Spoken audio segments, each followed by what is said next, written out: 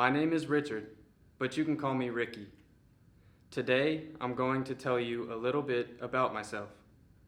I was born in a small town in Texas. You can see it in these pictures.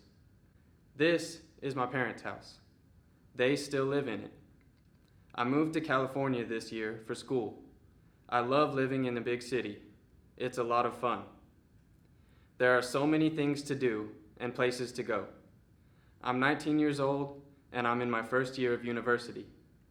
I don't have a major, but I like science and sports.